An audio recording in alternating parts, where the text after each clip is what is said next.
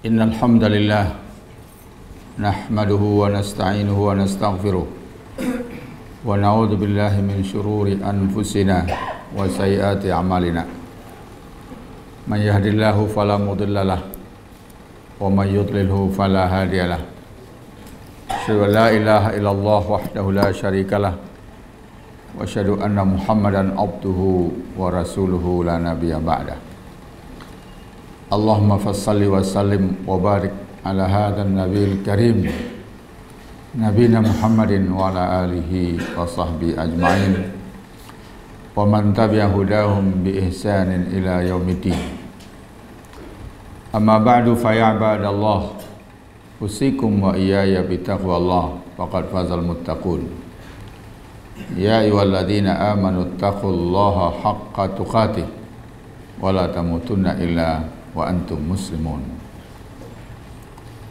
Kaum muslimin sidang Jumat yang berbahagia, marilah kita senantiasa bersyukur kehadirat Allah Subhanahu wa taala atas segala limpahan rahmat dan karunia-Nya kepada kita bersama. Kemudian salawat dan salam semoga dilimpahkan Allah kepada Nabi besar Muhammad sallallahu alaihi wasallam dan kepada keluarga, sahabat-sahabat serta siapa saja yang mengikuti sunnah beliau sampai hari akhir nanti. Apapun yang terjadi di atas permukaan bumi ini harus sesuai dengan hukum Allah, sesuai dengan sunnatullah. Sunnatullah itu ada dua macam. Pertama, sunnatullah yang biasa terjadi, disebut dengan al-'adah. Kita bisa melihat dan memperhatikan alam, terjadilah sunnatullah yang biasa terjadi. Kalau orang lapar, dia harus makan, dan dengan makan dia kenyang. Kalau dia haus, dia minum. Kalau dia mengantuk, dia tidur. Kalau dia sakit, dia berobat. Kalau manusia ditembak kepalanya, mati. Ditusuk dengan pisau, luka. Kalau orang jatuh dari tempat yang tinggi sampai di bawah, dia akan patah atau akan mati. Jadi kita bisa mengamati banyak hal yang terjadi seperti biasanya, yang disebut dengan sunnatullah al-'adah. Tetapi ada juga sunnatullah tapi tidak biasa, diistilahkan dengan khariqul 'adah, yang tidak biasa. Khariq artinya memecahkan kebiasaan, atau dalam bahasa kita sering disebut dengan peristiwa yang luar biasa. Harusnya kalau ditusuk dengan pisau dia luka, tapi ini tidak luka. Harusnya ditembak kepalanya, mati, tapi ini tidak apa-apa. Jatuh dari tempat yang tinggi, cah kepalanya, ini tidak. Itu namanya peristiwa luar biasa, khariqul 'adah. Harusnya dibakar, dia hangus, tapi tidak hangus. Nah, bagaimana kita memahami peristiwa yang luar biasa yang disebut dengan khariqul 'adah? Nah, sering orang tertipu dalam kehidupan ini karena tidak bisa membedakan khariqul 'adah yang benar dan yang tidak benar. Kalau khariqul 'adah, peristiwa luar biasa itu terjadi pada diri Nabi dan Rasul, namanya mukjizat. Itulah mukjizat yang diberikan kepada para nabi dan rasul Allah Subhanahu wa taala. Misalkan Nabi Ibrahim alaihissalam dibakar dengan api yang sangat besar. Tapi Allah berfirman kepada api, "Ya naru kuni bardan wa salamun ala Ibrahim." Hai api, karena api adalah makhluk Allah, ciptaan Allah, tunduk kepada hukum Allah. Allah telah ciptakan hukum yang biasa untuk api itu membakar. Tapi kali ini Allah berikan perintah khusus kepada api, "Ya naru kuni bardan." Hai api, jadilah engkau dingin Wassalamun ala Ibrahim, dingin yang memberikan keselamatan kepada Ibrahim.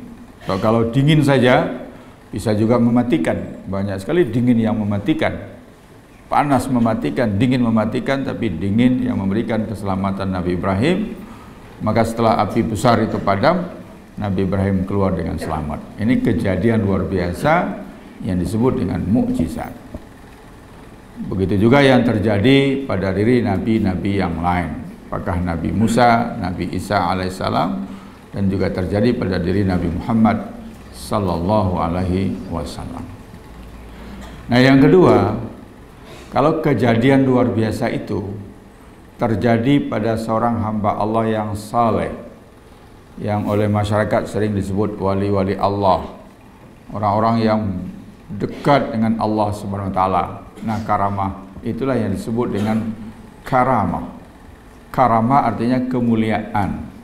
Allah memberikan kemuliaan kepada dia karena kesalehannya, karena kedekatannya, seperti karamah yang diberikan kepada Maryam, ibu Nabi Musa. Diceritakan di dalam Al-Quran, yang biasa melayani Maryam di mihrab itu adalah Zakaria. Zakaria lah yang mengantarkan makanan. Suatu kali Zakaria menemukan di mihrab itu sudah tersedia makanan, tidak ada yang mengantarkan. Nah, Zakaria bertanya, "Anna laki hada?" Dari mana engkau dapat makanan ini? Qalat, Maryam jawab, "Huwa min indillah." Rezeki datang dari Allah Subhanahu wa taala. Bahkan pada diri sahabat juga pernah terjadi karamah. Tatkala Umar bin Khattab waktu menjadi khalifah berpidato di Madinah di depan kaum muslimin, tiba-tiba Umar teriak memerintahkan kepada komandan pasukan dia di suatu tempat yang jaraknya ratusan kilometer dari situ. Umar memerintahkan, selamatkan prajuritmu ke atas bukit. Orang tahu bahwa memang ada satu pasukan yang disebut Jariyah, artinya pasukan yang tidak bersama Nabi atau patroli-patroli yang dipimpin oleh seorang sahabat, dan itu jaraknya jauh sekali. Kenapa Umar berbicara dengan dia dalam jarak yang jauh? Nah, setelah nanti orang tadi, panglima tadi pulang dari ekspedisi, dia menceritakan pada hari itu dia sedang berada di suatu tempat terkepung oleh musuh. Satu-satunya kemungkinan menyelamatkan diri adalah naik ke atas bukit, tapi dia juga ragu kalau di atas bukit juga sudah ada musuh. Nah, pada saat itulah dia mendengarkan perintah dari Umar bin Khattab, menyuruh dia bawa pasukannya naik ke atas bukit.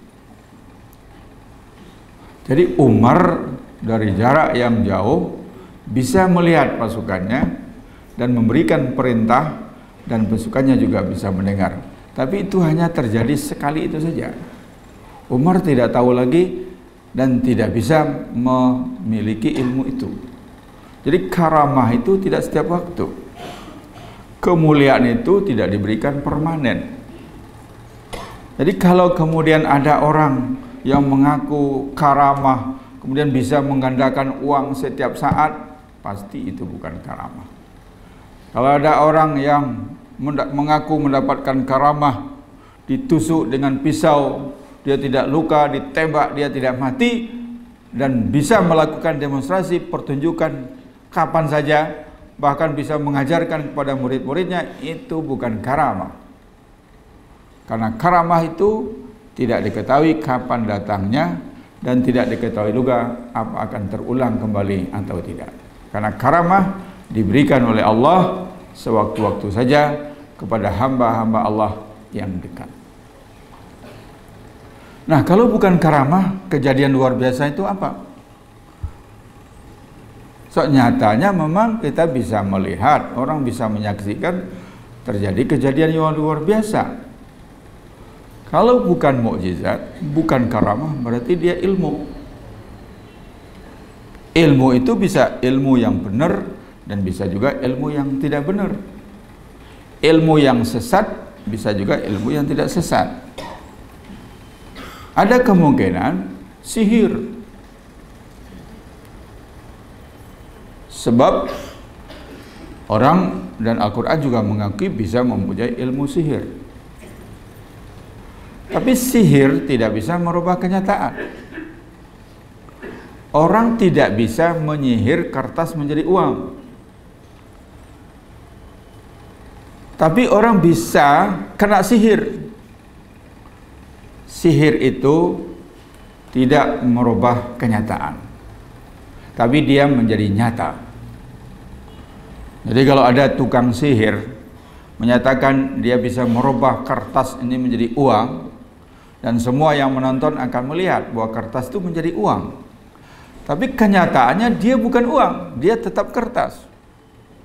Sampai kapan? Itu tergantung ilmu sihirnya. Akal sehat kita mengatakan kalau tukang sihir bisa merubah kenyataan, tukang sihirlah akan menjadi orang terkaya di dunia. Satu gudang kertas dia sihir menjadi uang semuanya. Satu bukit dia sihir menjadi emas semuanya. Tidak bisa. Fir'aun dalam Al-Quran diceritakan mengumpulkan semua tukang sihir di antara negeri Mesir untuk melawan Nabi Musa alaihissalam yang diberi oleh Allah mukjizat, tongkatnya bisa berubah menjadi ular. Dan tukang-tukang sihir itu melemparkan tali temali dan semuanya berubah menjadi ular. Yang nonton pun ketakutan, bahkan Musa alaihissalam sendiri pun juga takut karena melihat begitu banyak ular. Tapi Allah mengatakan, lemparkan tongkatmu. Dilemparkan tongkat, maka tongkat Nabi Musa berubah menjadi ular. Tukang-tukang sihir itu tahu, bisa membedakan mana yang sihir dan mana yang bukan. Itulah sebabnya tukang sihir itu kemudian beriman dengan Tuhannya Musa, karena mereka tahu persis bahwa tongkat Musa itu telah berubah menjadi ular yang sebenarnya dan menelan semua ular-ular sihir dari karya tukang sihir itu. Kemungkinan adalah sihir, atau kemungkinan ada ilmu lain, ilmu sulap, ilmu apa yang disebut dengan ilusi, dan orangnya disebut ilusionis, atau ada trik-trik. Yang penting kita adalah selalu dalam keadaan kritis. Nah, modal kita apa? Biar kita tidak menjadi korban, tidak cepat percaya, tidak tertipu. Modalnya kalau dalam Islam, yang pertama adalah selalulah kita berpedoman kepada Al-Quran dan As-Sunnah. Ini nomor satu. Selalulah berpedoman kepada Al-Quran dan As-Sunnah. Dan yang kedua, gunakan akal sehat kita untuk memahaminya. Diriwayatkan bahwa Syekh Abdul Qadir Jailani, seorang ulama besar yang kemudian sering disalahgunakan, mengkultuskan dia padahal beliau seorang ulama besar. Dia bercerita pada satu malam tatkala dia sedang beribadah di satu masjid sendirian, tahajud, berdoa, berzikir, tiba-tiba saja muncul satu sosok berpakaian putih-putih, pakai rambut hitam, duduk di depan Syekh Abdul Qadir Jailani. Kita tahu dalam peristiwa Jibril datang menyamar dalam bentuk manusia kepada Nabi Muhammad SAW. Jibril datang dalam bentuk seorang laki-laki dengan pakaian yang putih, dengan rambut yang hitam. Jadi sosok dia itu adalah sosok malaikat. Dan benar saja dia mengatakan kepada Syekh Abdul Qadir Jailani, saya adalah malaikat Jibril yang diutus oleh Allah menyampaikan berita gembira kepada engkau bahwa seluruh amal ibadahmu telah diterima dan Allah menjaminmu masuk surga. Oleh sebab itu mulai dari sekarang engkau dibebaskan dari segala macam hukum syariat, dibebaskan dari segala macam kewajiban. Sudah boleh tidak puasa, boleh tidak sholat dan segala macamnya, karena engkau sudah dijamin masuk surga. Syekh Abdul Qadir Jailani langsung mengusirnya, setan, nyah kau dari sini. Lalu tiba-tiba sosok itu hilang.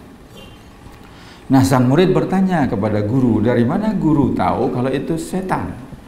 Padahal dia mengaku malaikat. Kata gurunya, saya gunakan ini, saya gunakan akal sehat.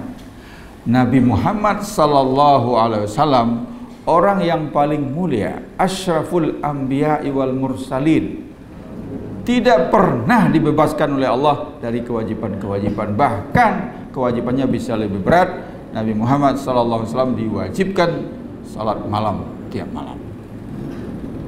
Nah, dalam dunia tarikat pun banyak orang yang tertipu karena ajaran-ajaran seperti itu, bahwa syariat itu adalah tangga untuk naik ke atas. Ibarat kita naik ke sebuah bangunan, kita memerlukan tangga, tangganya adalah syariat. Tujuannya apa? Untuk mencapai makrifat. Nah, kalau kita sudah sampai ke makrifat, sudah bertemu dengan Allah Subhanahu wa taala, maka kita tidak memerlukan lagi syariat. Seperti orang sudah sampai di atas, dia tidak akan turun ke bawah, oleh sebab itu dia tidak memerlukan tangga. Maka tatkala itu dia tidak lagi mengerjakan salat, dia tidak lagi mengerjakan puasa. Bagi dia tidak lagi ada halal dan haram, karena halal dan haram itu untuk orang-orang awam yang belum sampai ke tingkat makrifat, tertipu lagi oleh setan. Hati berbahagia, apalagi dalam zaman sekarang ini, pada saat orang mengalami kesulitan ekonomi, keserakahan, demikian rupa keinginan untuk menjadi orang kaya secara instan, maka seperti kasus-kasus yang diberitakan mengenai itu sangat mudah sendiri akan menipu banyak orang. Di mana-mana pun kita baca berita, kasus-kasus seperti itu, orang-orang yang tertipu adalah umumnya adalah orang-orang yang serakah, punya uang, ingin dilipat gandakan secara cepat tanpa usaha, nanti akan menjadi korban penipuan. Ada orang yang menawarkan investasi, mampu memberikan keuntungan setiap bulan 2%, kadang-kadang setiap bulan 5%, tidak berpikir kritis lagi, investasi di sana, nanti akan diberikan keuntungan sebulan 2 bulan, setelah itu yang bersangkutan kabur, kena tipu lagi. Oleh sebab itu, dalam kesempatan khutbah Jumat yang singkat ini, marilah kita bertekad selalu pertama berpegang teguh dengan Al-Quran dan Sunnah, dan yang kedua kita gunakan akal sehat kita biar kita tidak tergelincir kepada hal-hal yang dilarang oleh agama, walaupun itu berkedok agama sekalipun. Barakallahu li wa lakum fil Qur'anil azim wa nafa'ni wa iyyakum bima fihi minal ayati wa dzikril hakim fastaghfiruhu innahu al-ghafurur rahim.